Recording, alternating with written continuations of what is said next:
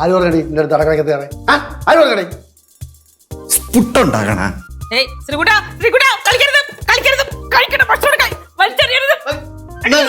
നീ ജോലി ചെയ്യണ്ട നീ ജോലി ചെയ്യണ്ട നീങ്ങിക്കൊടു ഇത് കഴിക്കാനുള്ള ഭക്ഷണമാണ് നിനക്ക് അറിയാനുള്ളതല്ല. അതെന്നെ പറഞ്ഞു നീ ജോലി ചെയ്യേണ്ടത് എന്തായാലും കുഴപ്പമില്ല. എടി നീ പുട്ടിനെ കുഴച്ചോണ്ട് നിന്നപ്പോ കുറച്ചു നേരം ഇങ്ങനെ കണ്ണടച്ച് നിന്ന് എന്തിന് തല ഇറങ്ങിട്ടല്ലടി? അത് കൊള്ളാം. ഞാൻ പുട്ടിന് കുഴച്ചോണ്ട് നിന്നപ്പോൾ ഇങ്ങനെ ആലോചിക്കായിരുന്നു എന്ത് കറി വെക്കുമെന്ന്. അപ്പോഴാണ് ആലോചിച്ചത് ഉരുളക്കിഴങ്ങ് ഉണ്ടല്ലോ, ഉരുളക്കിഴങ്ങ് അതെ ഫ്രിഡ്ജിൽ പോയി ഉരുളക്കിഴങ്ങ് എടുത്തോണ്ടെന്ന് വെച്ച്. എന്തൊക്കെ കഥയല്ല. ഞാൻ ഒളിച്ചാളെ കൊണ്ട് വന്ന് കയറിയത്, ശബ്ദം പോലും കേൾപ്പിച്ചില്ല. ഇത് ആര് നിങ്ങളുടെ നീ എന്തിനാ കൊച്ചിനെ വരണത്?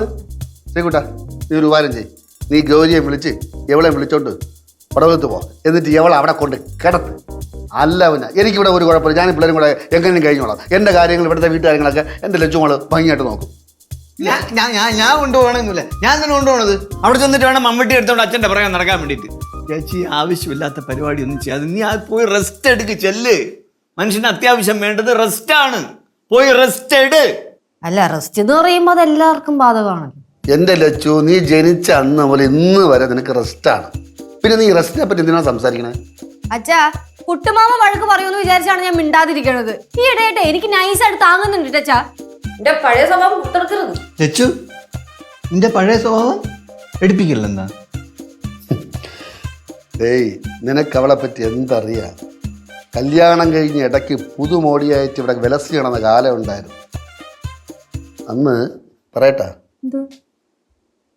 കൈ ഓങ്ങിയിട്ടുണ്ട് എൻ്റെ നേരെ. ദൈവമേ അച്ഛൻ വെറുതെ കള്ളം പറയരുത്. അച്ഛൻ അന്വേഷിച്ച പറയരുത്. ഞാൻ എപ്പോഴാ അച്ഛന് നിനക്ക് കൈ ഓങ്ങിയത്? ഞാൻ ഇത് ആരടുത്തും പറഞ്ഞിട്ടില്ല, കൊട്ടിഘോഷിക്കാനും പോയില്ല. എന്തെങ്കിലും വന്നു നമ്മളെ കുടുംബത്തിനാണല്ലോ നാണക്കേട്. ഇത് വെറുതെ വെറുതെ എന്നെ നാണം കെടുത്താൻ വേണ്ടി ഓരോന്നൊക്കെ പറയുന്നതാ കുട്ടുമാമ. കുട്ടുമാമ മിണ്ടായി. ഞാൻ എപ്പോഴാ ചാച്ചനെ തല്ല ഒന്ന് ഇറങ്ങി പോകുന്നുണ്ട് എല്ലാരും. നിങ്ങൾക്കൊക്കെ എന്തോന്ന് എന്തിനാ എന്നെ പുറകെ ശല്യപ്പെടുത്തണേ? ഇവ പറഞ്ഞു എനിക്ക് വയ്യാണ്ടാക്കുമല്ലോ എല്ലാരും കൂടെ. എനിക്കും വയ്യെങ്കിൽ ഞാൻ അങ്ങ് സഹിച്ച്, നിങ്ങൾ ആരും ബുദ്ധിമുട്ടണ്ട. നീ മാത്രം സഹിച്ചാ മതി.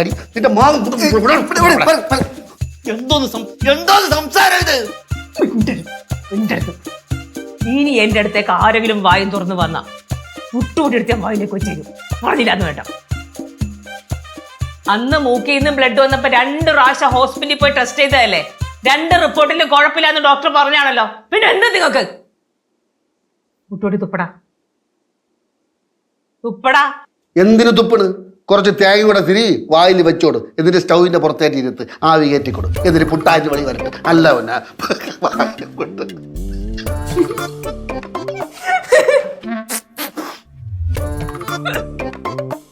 പച്ചമാവെങ്കിൽ പച്ച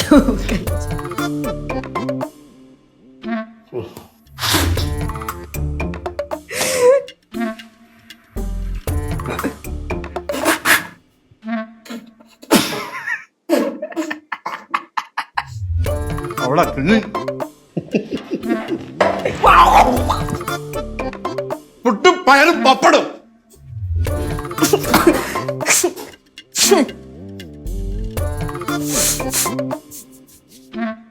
പുട്ട് ഫാമിലി.